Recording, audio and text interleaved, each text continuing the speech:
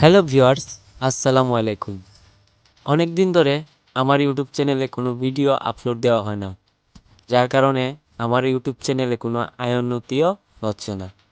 তো আজকে আপনাদের সাথে শেয়ার করব আমাদের ফান্দাও গ্রামের কিছু দৃশ্য, যা দেখলে মন মুগ্ধ হয়ে যায়।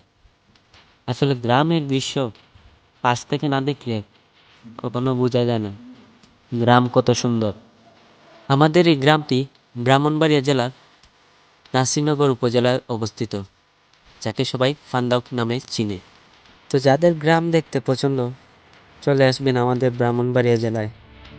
আসলে শুধু আমাদের গ্রামই সুন্দর না, সুন্দর আমাদের পুরো ব্রাহ্মণবাড়িয়া জেলায়।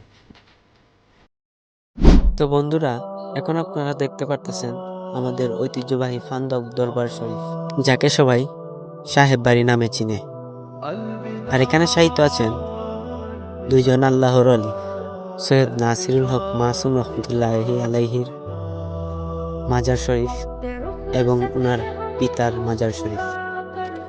মাজার শরীফের পাশেই রয়েছে ফান্দাও মদিনাতুল উলুম মাদ্রাসা ও হাফিজি মাদ্রাসা। আমাদের এই গ্রামে সবথেকে গুরুত্বপূর্ণ বিষয় হলো ফান্দাউকের সভা। ঐতিহ্যবাহী ফান্দাউক দরবার শরীফ ইসালে সোয়াবের 2 দিনের মাহফিল ফাল্গুন মাসের প্রথম শুক্র ও শনিবার, যাকে কেন্দ্র করে লাখো লাখো ভক্ত ছুটে আসে আমাদের এই দরবারে।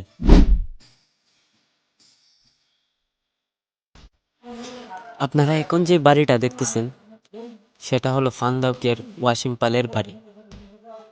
উনার মূলত বাড়ি ছিল ইন্ডিয়াতে। সংগ্রামের পরে উনি আমাদের দেশে চলে আসেন। মূলত আমি জানি না ভালো করে উনার বাড়ি কোথায় ছিল, কিন্তু আমি এটা জানি উনি ইন্ডিয়া থেকে এসেছেন। এই যে মন্দিরটা দেখতে পারতেছেন, এটা উনি আমাদের জন্মের আগে কলকাতা থেকে মিস্ত্রি এনে তৈরি করেন।